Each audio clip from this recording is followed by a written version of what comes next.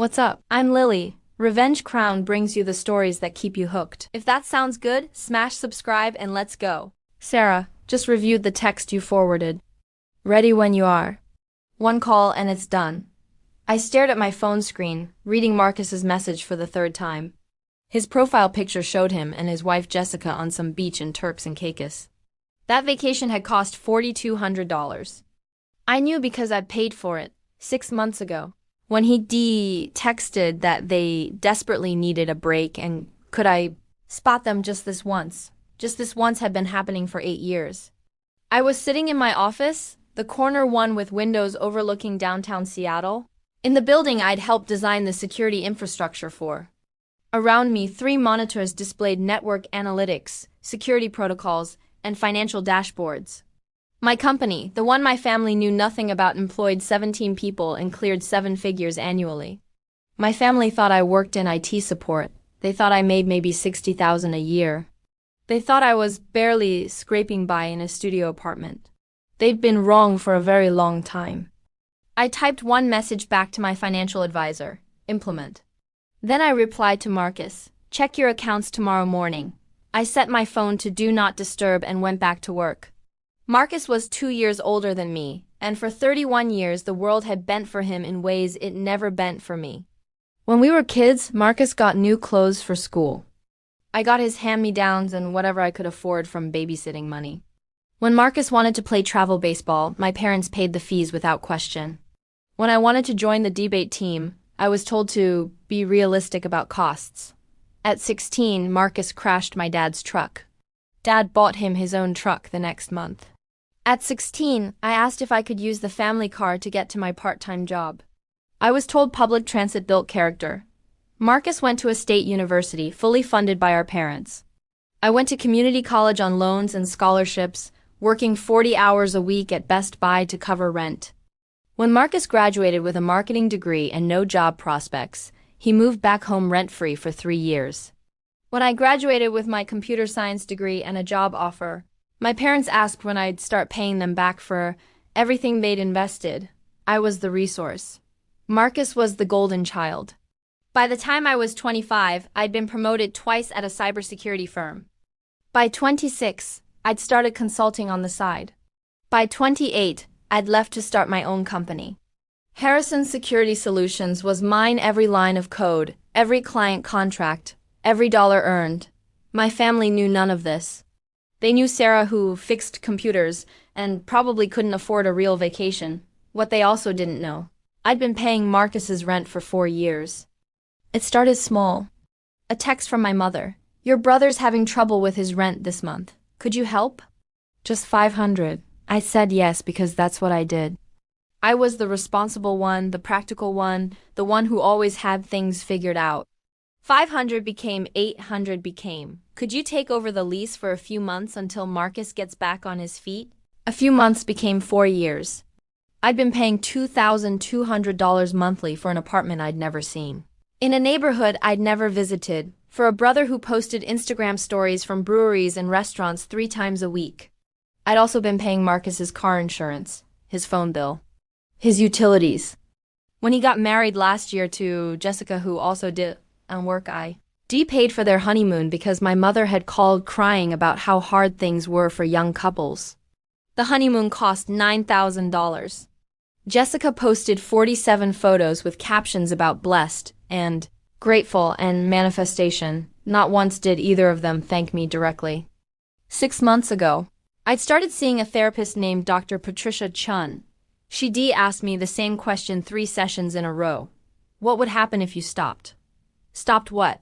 I'd asked, though I knew. Stopped funding their lives. Stopped being the safety net. Stopped saying yes. They'd struggle, I'd said. Would you? The answer surprised me. No, I'd be fine. Better than fine. Dr. Chun had leaned forward. You're not being selfish, Sarah. You're being prepared. And there's a difference between helping and being used. I'd spent the next 2 months preparing. I'd documented everything. Every Venmo transfer, every wire, every paid bill. I'd created spreadsheets showing 8 years of payments. Rent, car insurance, utilities, groceries, vacations, emergency vet bills for a dog I'd never met. The total came to $186,400. I'd contacted my financial advisor, a sharp woman named Michelle, who managed my investment portfolio. I need to cut off financial access, I'd told her. Multiple people have been using accounts I'm funding. Michelle hadn't even blinked. Joint accounts? No, they just expect it. I send money, they use it. So you want to stop? I want to make it impossible for them to assume I'll keep funding them. Michelle had pulled up my accounts. Your money goes out to the same people every month like clockwork. Your brother, your parents. I can set up a system where one phone call from you freezes all outgoing transfers, stops all recurring payments, and blocks all contact from specified people through our banking portal. How fast? Instantaneous. You say the word, everything stops. I'd said yes. The morning after Marcus's text, I woke up to silence. My phone was still on Do Not Disturb.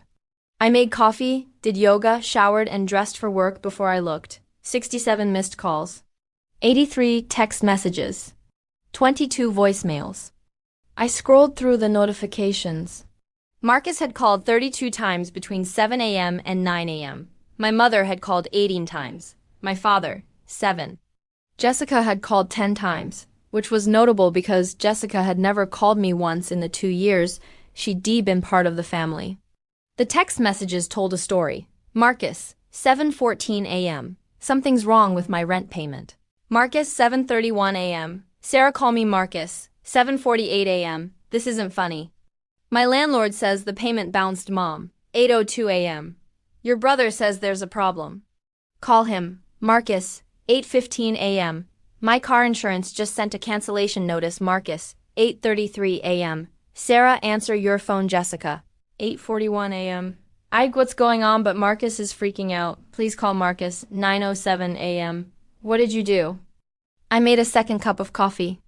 I read through every message slowly, then I listened to 3 voicemails. The first was Marcus, voice tight. Hey, something weird is happening with my accounts. Can you call me? It's kind of urgent. The third was Marcus again, an hour later, panic creeping in. Sarah, I don't know what's going on, but everything's frozen. The rent, the insurance, everything's bouncing. Did you do something? Call me back right now. The 7th was my mother, her voice sharp. Sarah Elizabeth Harrison, your brother is in crisis. Whatever you're upset about, you're being childish. Call him back and fix this. I deleted all of them. I sent one text to the family group chat. Help isn't theft and love isn't access. Figure it out. Then I muted the group chat and went to work. My assistant Kevin looked up when I walked in. Morning. You seem different. Good different? I asked. Dangerous different, he said, smiling slightly. What happened? Kevin knew some of it. I'd mentioned my family situation in passing, usually when explaining why I could attend events because I was helping with a family thing. I stopped helping with family things, I said.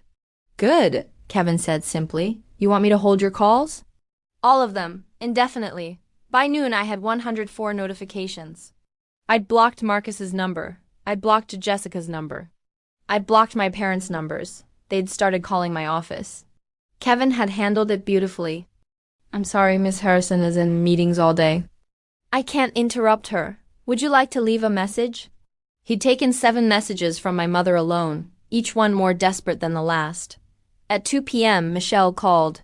Sarah, your mother went to the branch. My stomach dropped slightly. And? She claimed there must be a mistake. Said her daughter would never cut off her own family. She asked to make a payment on your behalf. Did you? I explained that only you can authorize transactions from your accounts. She asked to speak to my supervisor. My supervisor told her the same thing. Michelle paused.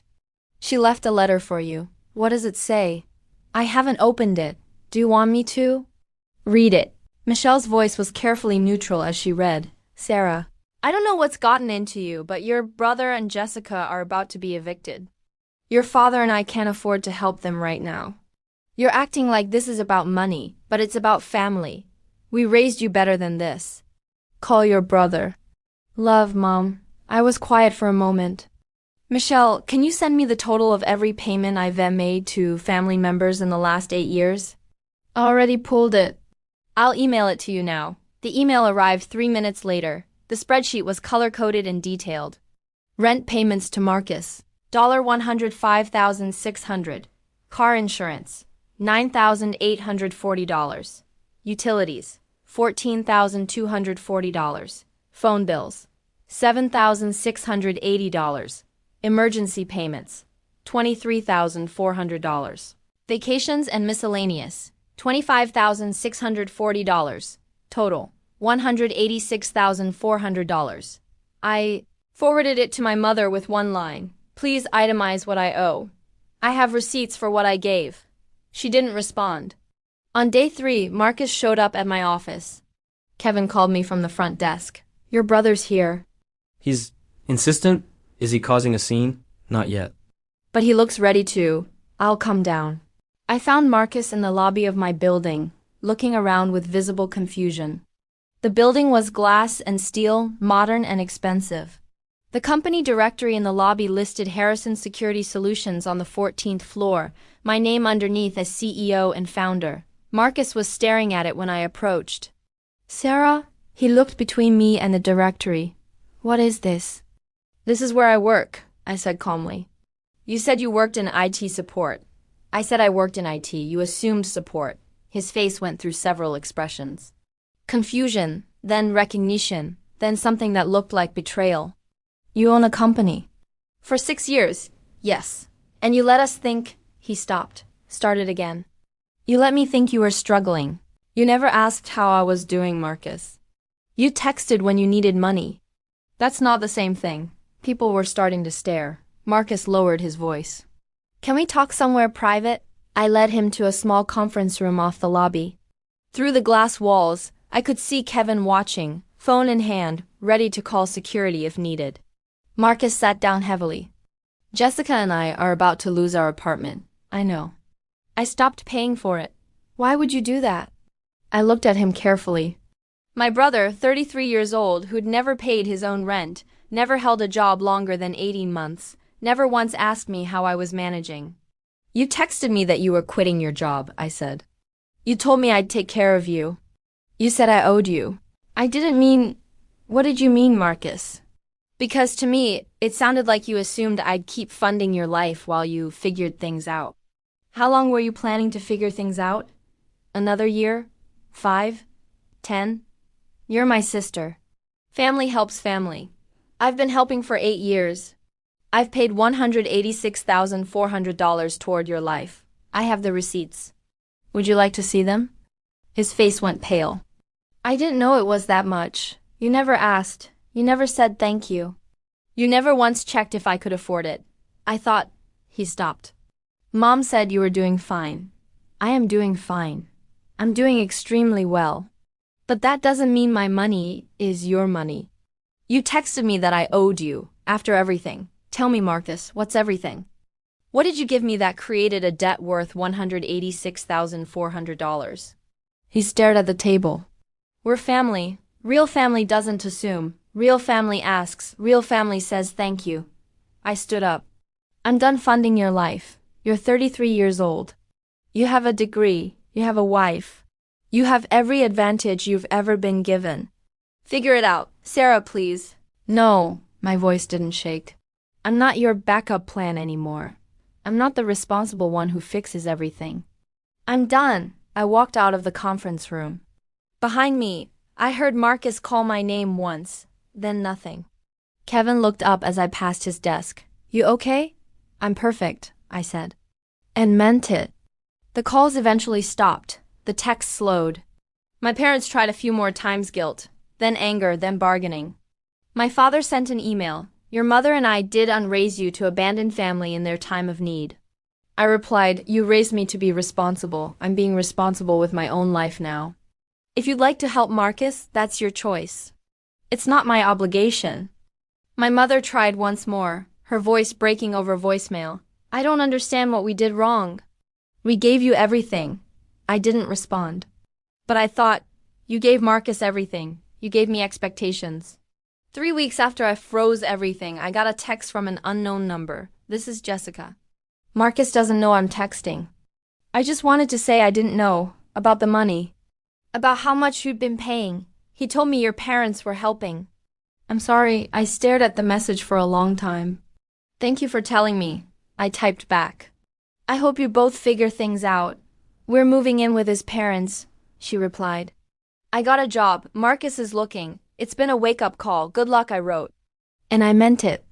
2 months later, I'm sitting on the deck of my new apartment, the one with the water view. The one I never let myself consider because I was too busy funding other people's lives. My phone rings. It's Dr. Chun. How are you feeling? She asks. Light, I say. Like I've been carrying something heavy for years and I finally put it down. Any guilt? I waited for it. It never came.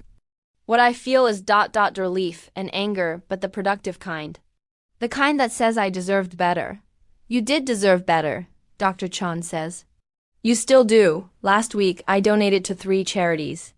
Organizations that actually help people who need it, not people who feel entitled to it.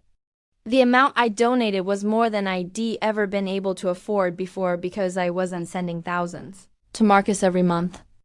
This week, I'm booking a trip to Japan, first class. Because I can, and because I want to, and because my money is mine. Sometimes I wonder if Marcus has figured it out yet. Not just that I was paying for everything, but why I stopped. If he understands that "you owe me" was the final straw, the sentence that revealed what I'd always been to him, not a sister. A resource. I don't miss the calls demanding money. I don't miss the assumption that my life existed to subsidize his.